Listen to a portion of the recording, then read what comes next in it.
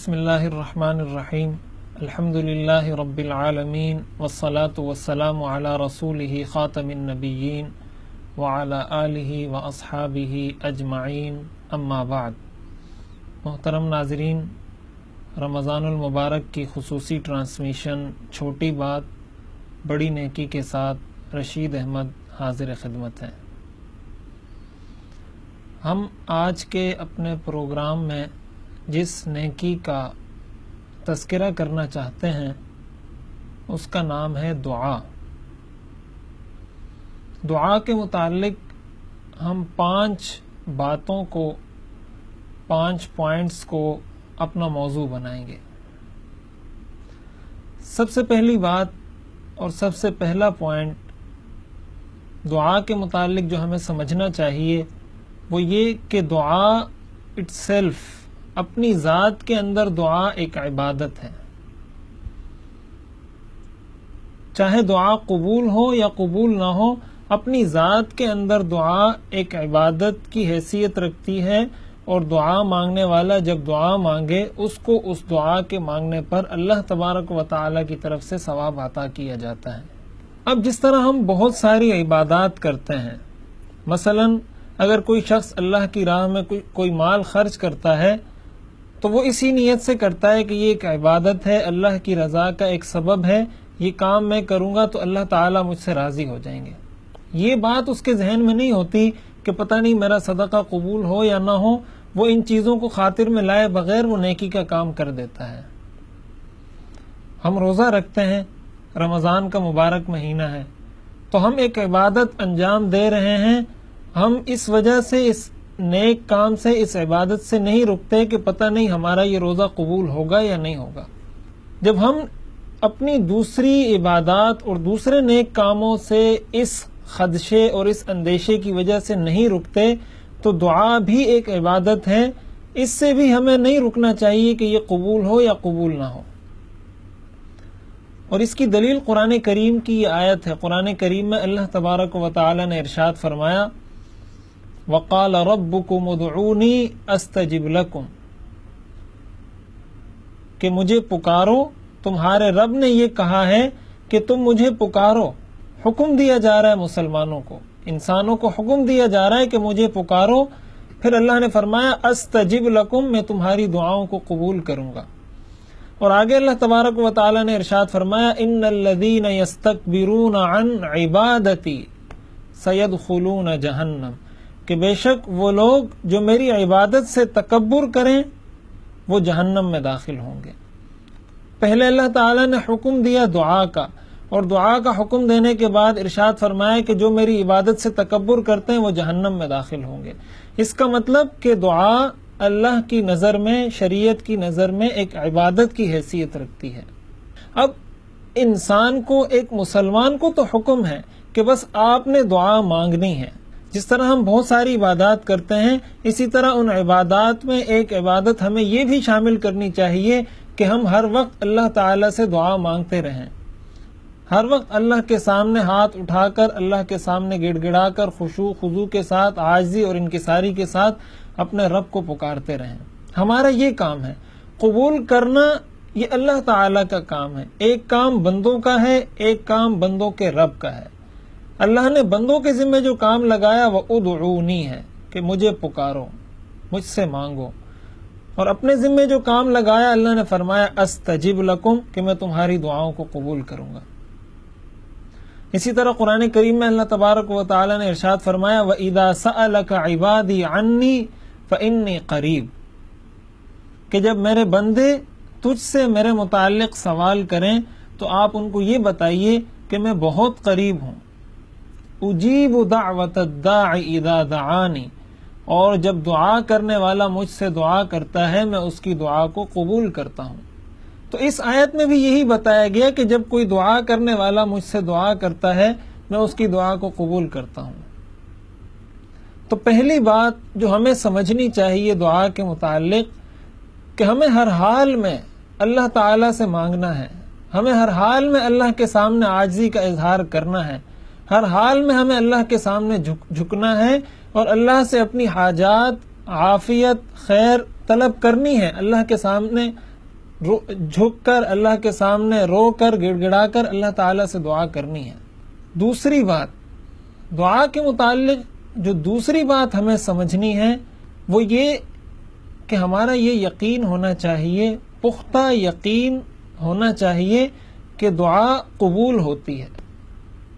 کبھی ایسا نہیں ہوتا کہ ایک شخص اللہ کے سامنے ہاتھ اٹھا کر مانگے اور اللہ تعالیٰ اس کی دعا کو قبول نہ کرے۔ اس کی وجہ یہ ہے کہ خود اللہ تبارک و تعالیٰ نے ارشاد فرمایا ادعونی استجب لکم، کہ مجھ سے دعا کرو میں تمہاری دعاؤں کو قبول کروں گا۔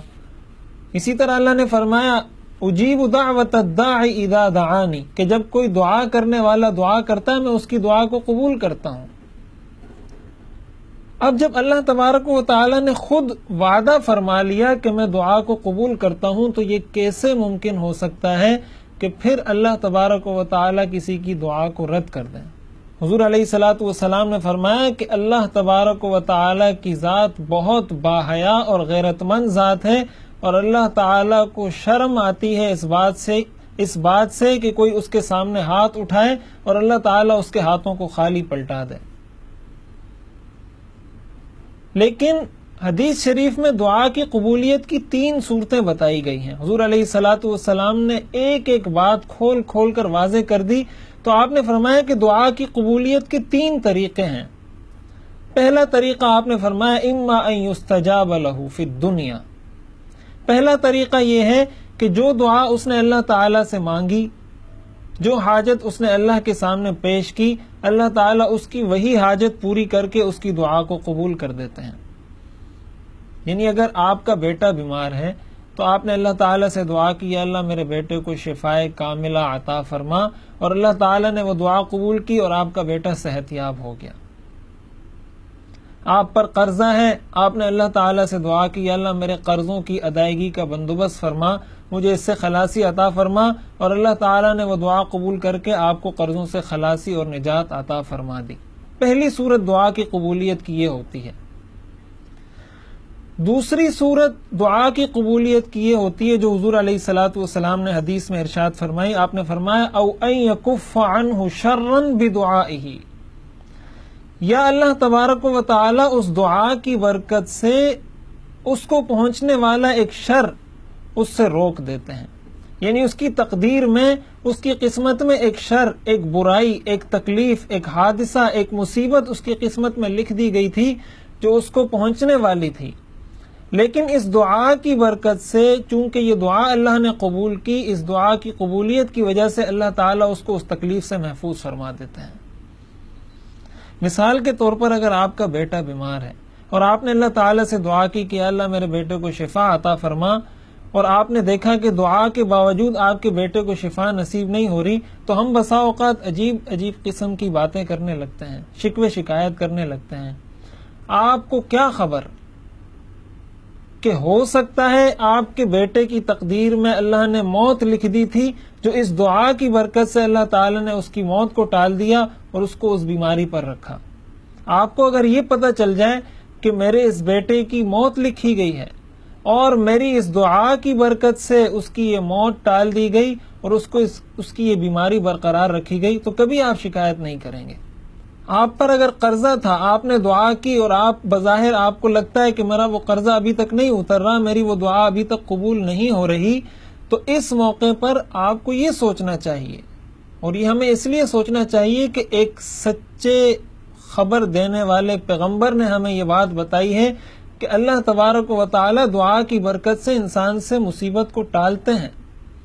ممکن ہے آپ کا کہیں حادثہ ہو جاتا، آپ کے گھر میں کوئی ایسی بڑی پریشانی آ جاتی جس سے آپ کی ساری زندگی مشکل میں پڑ جاتی، اور اس دعا کی برکت سے اللہ تبارک و تعالی نے وہ مصیبت ختم کر دی۔ تو دوسری صورت جو حدیث شریف میں بتائی گئی وہ یہ کہ اللہ تبارک و تعالی اس دعا کی برکت سے اس کو ایک ایسی مصیبت سے محفوظ فرما دیتے ہیں جو اس کو پہنچنے والی ہوتی ہے، لیکن جیسے ہی وہ اللہ کی بارگاہ میں ہاتھ اٹھاتا ہے اللہ تعالیٰ اس مصیبت کو روک دیتے ہیں۔ یعنی ایک طرف اللہ کی طرف سے ایک مصیبت آ رہی ہے، تقدیر کا فیصلہ آ رہا ہے، اور دوسری طرف یہاں سے دعا اٹھ کر آسمانوں کی طرف جاتی ہے۔ حدیث شریف میں حضور نے فرمایا فَيَعْتَرِكَانِ، کہ یہ دونوں آپس میں پھر لڑتے ہیں، مقابلہ کرتے ہیں۔ وہ تقدیر کو یہ دعا روک لیتی ہے اور اس تقدیر کو، اس مصیبت کو نیچے اترنے نہیں دیتی۔ تیسری صورت جو حضور علیہ الصلوۃ والسلام نے حدیث شریف میں دعا کی قبولیت کی ارشاد فرمائی، وہ یہ آپ نے فرمایا او ان یؤخرھا لہ الی یوم القیامہ، کہ یا اللہ تبارک و تعالی اس کی اس دعا کو اس کے لیے قیامت تک مؤخر کر دیتے ہیں۔ اس کا مطلب یہ ہے کہ انسان نے ایک دعا مانگی اور اس کی وہ دعا بظاہر اس کو قبول ہوتی محسوس نہیں ہوئی، لیکن اس کی اس دعا کی وجہ سے قیامت کے دن اللہ تبارک و تعالی اس کو اپنی ایسی نعمتیں عطا فرما دیں گے جس کو دیکھ کر وہ خوش ہو جائے گا۔ چنانچہ حدیث شریف میں آتا ہے کہ قیامت کے دن جب مسلمانوں کو وہ نعمتیں دی جائیں گی تو وہ حیران ہو کر پوچھیں گے کہ ہمیں یہ انعام، یہ احسان ہمارے ساتھ کس وجہ سے کیا گیا؟ تو جواب دیا جائے گا کہ یہ تمہاری وہ دعائیں ہیں جو تمہارے لیے جمع کر دی گئی تھی، سٹاک کر دی گئی تھی، کہ یہ ان کو قیامت کے دن ایک نعمت کی صورت میں دی جائیں گی۔ تو حدیث شریف میں حضور نے فرمایا کہ اس وقت مسلمان یہ تمنا کرے گا کہ کاش دنیا میں میری کوئی دعا بھی قبول نہ ہوتی۔ تو یہ تینوں صورتیں ہیں دعا کی قبولیت کی، اور جب کسی انسان کا ہاتھ اللہ کی طرف اٹھتا ہے ضرور وہ دعا قبول ہوتی ہے۔ ایک مسلمان کا قرآن کریم پر اور حدیث پر مکمل یقین اور ایمان ہونا چاہیے۔ جب ہمیں قرآن میں اللہ تعالیٰ نے وعدہ کر کے بتا دیا کہ اجیب دعوت الداعی، اور اللہ تعالیٰ نے فرما دیا استجب لکم، اللہ نے فرما دیا امن یجیب المضطر اذا دعاہ، جب اللہ تعالیٰ نے بتا دیا، حضور علیہ الصلوۃ والسلام نے ہمیں خبر دے دی کہ دعا قبول ہوتی ہے، تو اب ہمارے ذہن سے اس اندیشے کو، اس خدشے کو نکل جانا چاہیے کہ میں دعا مانگتا ہوں لیکن دعا قبول نہیں ہوتی۔ دعا کی قبولیت کے حوالے سے تیسری بات جو سمجھنے کی ہے، جو دعا کی قبولیت اور دعا کے آداب کے حوالے سے ہمیں سمجھنی چاہیے، وہ بات یہ ہے کہ ہمیں جلدی نہیں کرنی چاہیے۔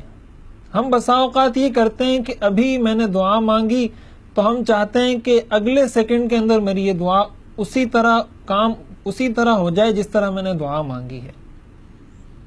اگر اللہ تعالیٰ نے آپ کی وہ دعا دنیا کے اندر بھی اس لحاظ سے قبول کر دی کہ ویسا ہی ہوگا جیسا آپ نے مانگا ہے، تو پھر ہم اس انتظار میں کیوں ہوتے ہیں کہ ابھی میں نے دعا مانگی تو اگلے منٹ یا اگلے سیکنڈ کے اندر وہ کام اسی طرح ہو جائے۔ یہ کسی بھی طرح دعا کے آداب کے تقاضے سے میچ نہیں کرتا، بلکہ یہ دعا کے آداب کے خلاف ہے۔ آپ دیکھیں قرآن کریم کے اندر اللہ تبارک و تعالیٰ نے حضرت موسیٰ علیہ السلام کا تذکرہ کیا۔ حضرت موسیٰ علیہ السلام اللہ کے محبوب پیغمبروں میں سے ہیں، جن کو اللہ تبارک و تعالیٰ سے گفتگو کا شرف حاصل ہوا، کلیم اللہ جن کو کہا جاتا ہے۔ انہوں نے اللہ تعالیٰ سے دعا کی ربنا اطمس علی اموالہم واشدد علی قلوبہم فلا یؤمنوا حتی یروا العذاب العلیم۔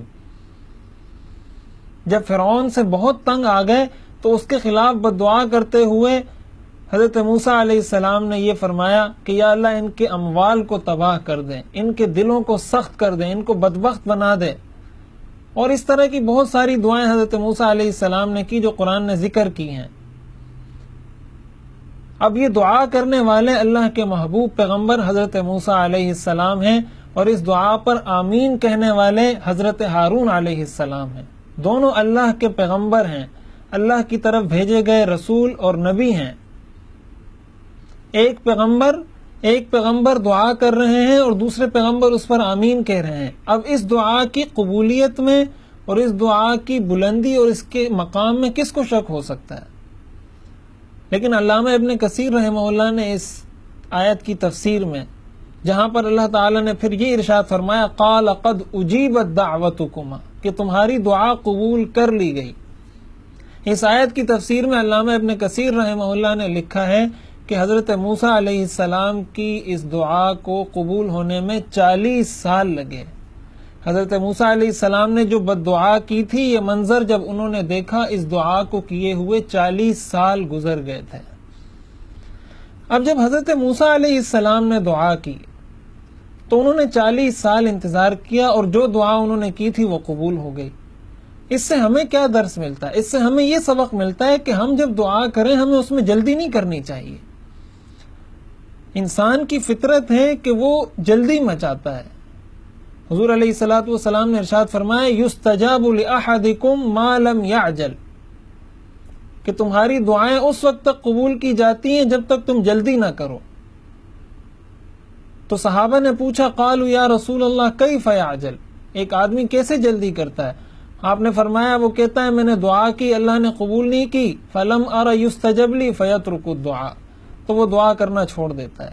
ایسی دعاؤں کو حضور علیہ الصلوۃ والسلام نے فرمایا اللہ تعالیٰ قبول نہیں فرماتے۔ اب یہاں پر ہمیں یہ بات بھی سمجھنی چاہیے، یہ بات بھی ہمیں دیکھنی چاہیے کہ ہم بسا اوقات دعا کر کے مایوس ہو جاتے ہیں۔ اگر ہمیں نظر آیا کہ ہماری دعا فوراً قبول نہیں ہوئی تو ہم مایوس ہو جاتے ہیں۔ مثلا اگر کسی کو ڈاکٹر نے یہ بتا دیا کہ آپ کی قسمت میں اللہ نے اولاد نہیں لکھی تو بس وہ مایوس ہو کر بیٹھ جاتے ہیں۔ قرآن کریم میں اللہ نے فرمایا کل یوم ہوا فی شأن، اللہ کی شان ہر دن تبدیل ہوتی ہے، ہر دن وہ ایک نئی شان کے ساتھ جلوہ گر ہوتا ہے۔ اللہ تعالیٰ سے مانگتے رہنا چاہیے، مانگتے رہنا چاہیے، ہمیشہ کے لیے عادت بنا لینی چاہیے کہ ہمیشہ انسان اللہ سے مانگتا رہے۔ حضرت زکریہ علیہ السلام کی مثال قرآن نے ذکر کی ہے، جگہ جگہ یہ مثال اللہ تبارک و تعالی نے انسانوں کو سمجھانے کے لیے ذکر کی۔ حضرت زکریہ علیہ السلام کی عمر تھی 100 سال اور ان کی اہلیہ کی عمر تھی 90 سال۔ اس موقع پر وہ اللہ تعالیٰ سے دعا کر رہے ہیں کہ یا اللہ مجھے اولاد عطا فرما، اور وہ خود اللہ تعالیٰ کے سامنے یہ دعا کرتے ہوئے یہ بات کہہ رہے ہیں کہ بظاہر دنیاوی کوئی سبب ایسا موجود نہیں کہ مجھے اولاد نصیب ہو سکے، لیکن تیری رحمت سے میں نا امید نہیں ہوں۔ اذ نادى ربه نداء خفيا، خود آگے کہتے ہیں قال رب انی وهن العظم، کہ میری ہڈیاں کمزور ہو گئی ہیں، واشتعل الرأس شیبا، میرے سر کے سارے بال سفید ہو چکے ہیں، لیکن آگے کہتے ہیں وَلَمْ أَكُمْ بِدُعَائِكَ رَبِّ شَقِيًّا، لیکن آپ سے میں مایوس نہیں ہوں۔ اسی طرح فرمایا وَكَانَتِ امْرَأَتِي عَاقِرًا، کہ میری بیوی بانجھ ہو چکی ہے، وَقَدْ بَلَغْتُ مِنَ الْكِبَرِ عِتِيًّا، اور میں بڑھاپے کی انتہا کو پہنچ چکا ہوں، 100 سال میری عمر ہے، لیکن اس حالت میں اللہ تعالیٰ سے دعا کر رہے ہیں کہ مجھے نیک اولاد عطا فرما، اور اللہ تعالیٰ نے ان کی دعا قبول کی، اور اللہ تعالیٰ نے ان کو حضرت یحییٰ علیہ السلام کی شکل میں بیٹا عطا فرمایا۔ اگر دیکھا جائے تو 100 سال کی عمر میں اللہ تعالیٰ کی طرف سے بیٹے کا ملنا، تو ہم تو شاید یہ سمجھیں گے کہ اب تو ہمیں بیٹا مل نہیں سکتا، اب تو ہماری اولاد ہو نہیں سکتی، یا اب تو ہماری یہ دعا قبول ہو نہیں سکتی، یا اب تو ہمارے بیٹے یا بیٹی کو یہ بیماری لگ گئی، اب تو اس کو شفا نصیب نہیں ہو سکتی۔ اللہ کے خزانے میں کسی چیز کی کوئی کمی نہیں، وہ صمد ہے، وہ غنی ہے، وہ بے نیاز ہے، وہ جب چاہے انسان کی تقدیر تبدیل کر سکتا ہے۔ جب وہ حضرت عیسیٰ علیہ السلام کو بغیر باپ کے پیدا کر سکتا ہے، جب وہ حضرت زکریہ علیہ السلام کو 100 سال کی عمر میں بیٹا عطا کر سکتا ہے، جب وہ حضرت ابراہیم علیہ السلام کو بڑھاپے کی عمر میں بیٹا عطا کر سکتا ہے، تو ہماری کوئی مشکل، ہماری کوئی مصیبت وہ اللہ کیوں دور نہیں کر سکتا؟ اس لیے یہاں پر جو بات سمجھنے کی ہے وہ یہ کہ ہمیں دعا کی قبولیت میں جلدی نہیں مچانی چاہیے۔ ہمارا کام یہ ہے کہ ہم تسلسل کے ساتھ اللہ کے سامنے سجدہ ریز ہو کر، اللہ کے سامنے دستے سوال اٹھا کر بس اس سے مانگتے رہیں، اس سے مانگتے رہیں، بس ہمارا یہ معمول ہونا چاہیے۔ اسی معمول کے ساتھ اگر ہم مانگتے رہیں گے انشاءاللہ اللہ تعالی ہماری حاجتوں کو بھی پورا کرے گا، ہماری ضروریات کو بھی پورا کرے گا، ہماری ہر مشکل، ہر پریشانی حل ہوتی چلی جائے گی۔ یہ وہ در ہے جس پر انبیاء نے سر جھکایا، یہ وہ در ہے جس پر اولیاء نے سر جھکایا، یہ وہ در ہے جس پر ہر اللہ کے ولی نے، ہر نیک بندے نے سر جھکایا ہے۔ انبیاء، اولیاء، اہل بیت نبی، تابعین و صحابہ پہ جب آ بنی، گر کے سجدے میں سب نے یہی عرض کی، تو نہیں ہے تو مشکل کشا کون ہے؟ کس سے مانگیں، کہاں جائیں، کس سے کہیں، اور دنیا میں حاجت روا کون ہے؟ کوئی نہیں ہے اللہ کے سوا، ایک اللہ ہے۔ جو ہر حاجت پوری کرتا ہے. بس ہمیں مانگنے والا ہونا چاہیے اور ہم اپنے معمولات اور اپنی عبادتوں کے اندر اس کو ایک عبادت سمجھ کر کریں کہ بس یہ بھی ہماری زندگی کی ایک عبادت ہے اور ہمیں یہ کرنا ہے. اور جب ہم اس طریقے سے اللہ سے مانگیں گے تو ضرور انشاءاللہ ہماری دعائیں بھی قبول ہوگی، ہماری دنیا بھی سنورے گی اور ہماری آخرت کی زندگی بھی انشاءاللہ اس سے بہتر ہوگی.